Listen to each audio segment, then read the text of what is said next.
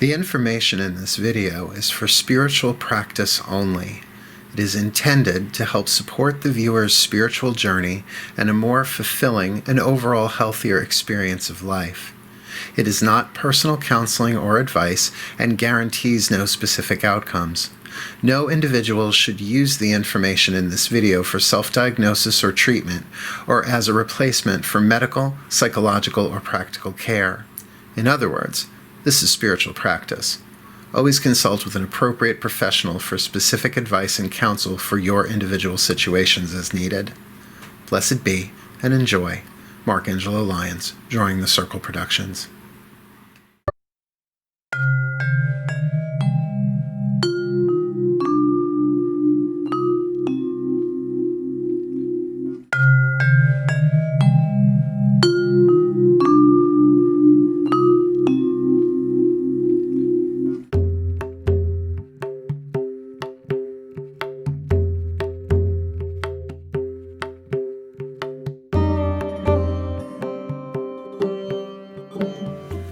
Welcome to Meditate with Mark, Dark Moon Edition! Yay! Dark Moon. I've been teaching witchcraft and magic and simple astrology for a very, very long time, so it doesn't surprise me that people don't know about Dark Moon. Because everybody knows about full moon. Well, it's easy to see. Look up in the sky, there's this gigantic thing shining down on you.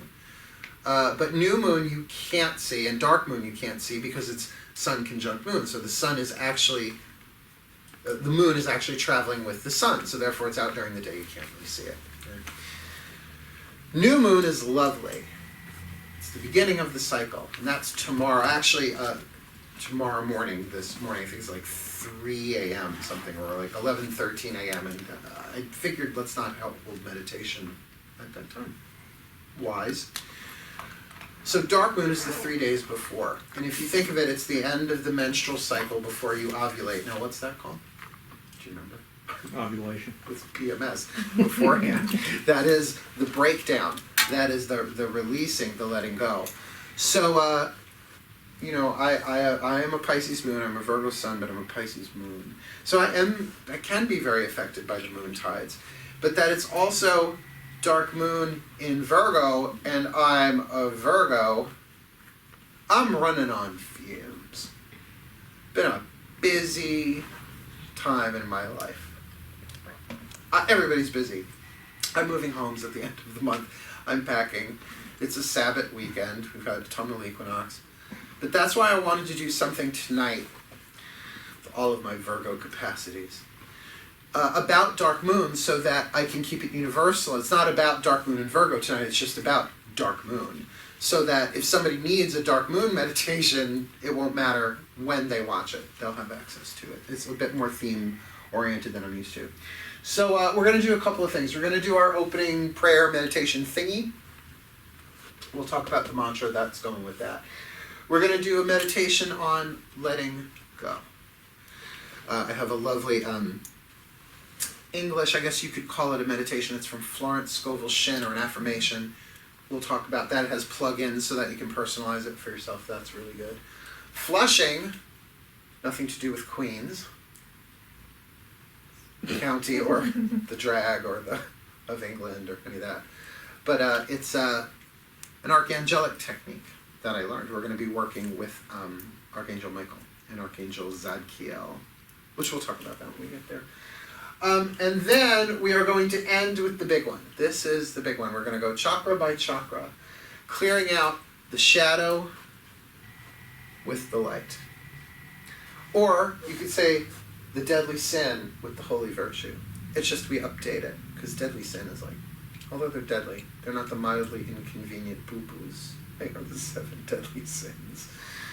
But that you will have the opportunity silently to actually start letting go. So what is the point of dark moon? Those 3 days are about emptying the rice bowl. That's a Zen thing, a Buddhist thing. Or if there's too much rice in the bowl, you can't get any more in. And we get that way with knowledge. Right? With so much data that you can't take it anymore. You hit overload. So, have you ever met somebody that no matter what you say, I'm like, yes, I know that, yes, I know that, yes, I know that, right? And you're just like, oh, empty the rice bowl because you're not applying it. You're not eating the rice. You're not actually like using any of that stuff. Empty the rice. Know that you don't know, right? So that emptying out of the mind, of the heart, not to become heartless or heart empty, but to the emotional baggage, to let that go. Stress reduction, to let go. It's a time of rest. We're supposed to be resting.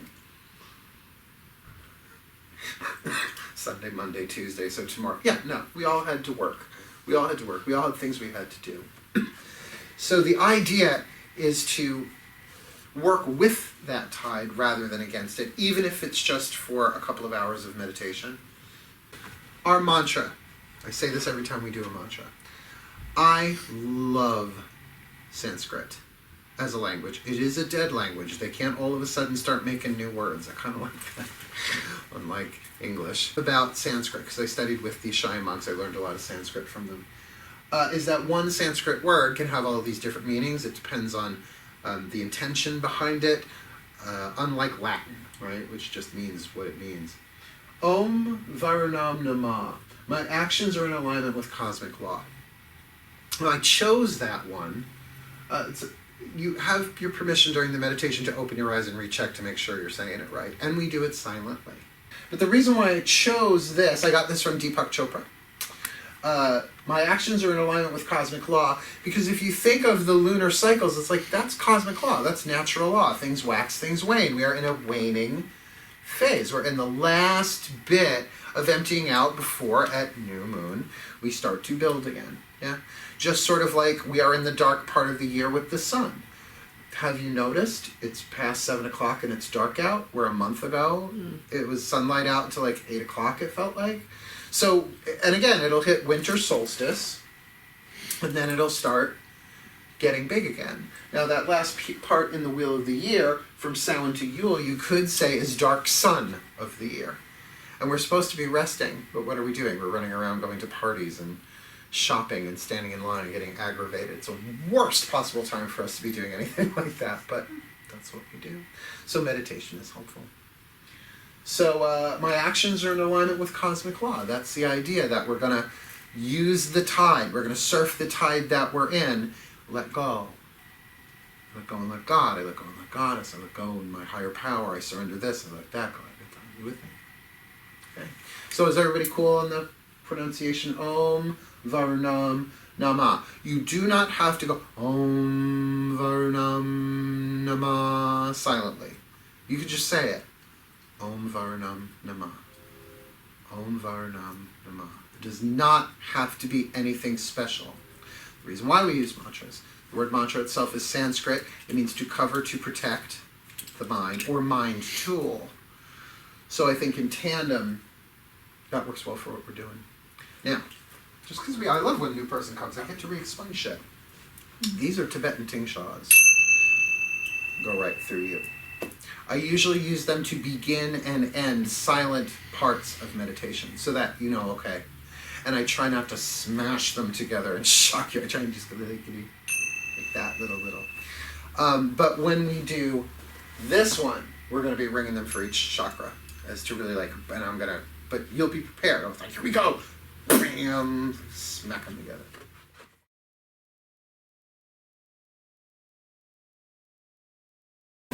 Please get yourself comfortable in a position that you can stay in for like, I don't know, maybe 5-10 minutes. We're not going to be doing this for terribly long. Settle in, close your eyes, and breathe. And just breathe. You don't have to do anything special or fancy. Just focus on the breath.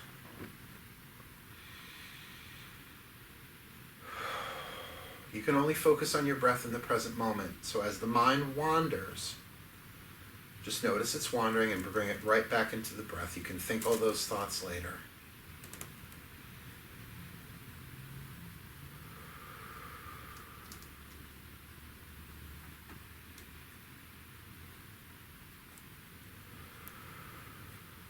There's nothing you have to do. It's only about your awareness.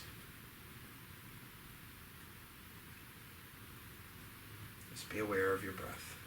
If you want to deepen it, I recommend deepening the exhale, then the inhale tends to deepen automatically, but you don't have to breathe deeply at all.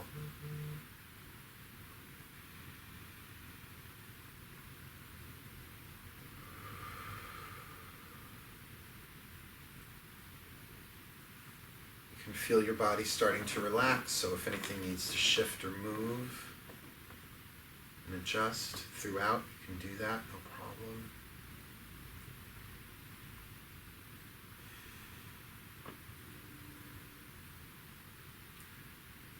And while you're breathing, I'm just going to offer a brief prayer. Dearest God, Goddess, all that is, we surrender this time spent together to you. May it serve your purposes, for we are here only to be truly helpful. We are here to represent you who sent us, so we don't have to worry about what to say or what to do, because you who sent us are directing us. We are content to go wherever you wish, knowing that you go along with us, and that we will be healed as we are taught to heal. Please show us what you would have us do, where you would have us go, what you would have us say, and to whom. That together as one, we walk free from this meditation tonight, feeling better, more at peace, more uplifted, and ultimately ready for the new. Thank you. So mote it be. Amen.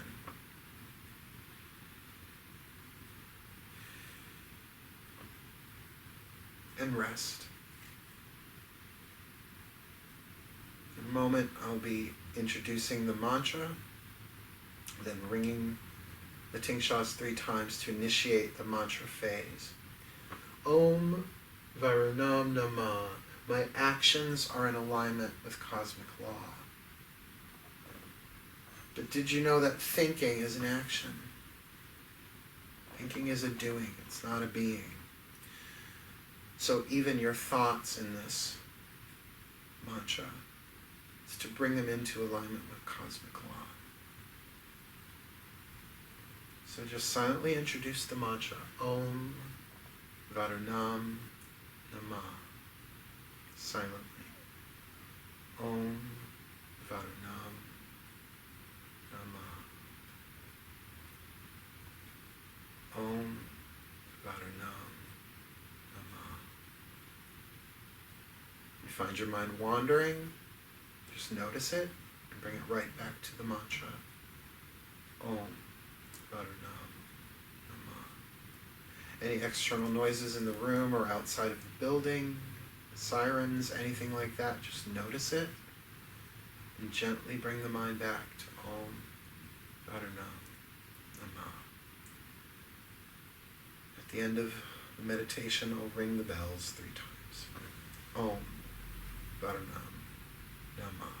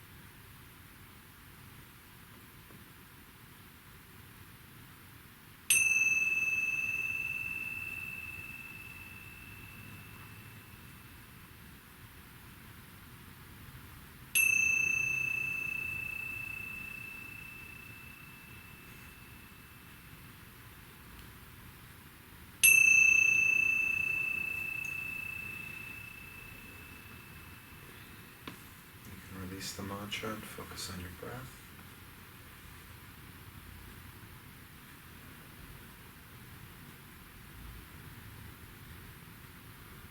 And just be aware of how you feel. Physically, emotionally, energetically. As you are ready, just gently open your eyes. Take your time. Bring your focus back into the outside world.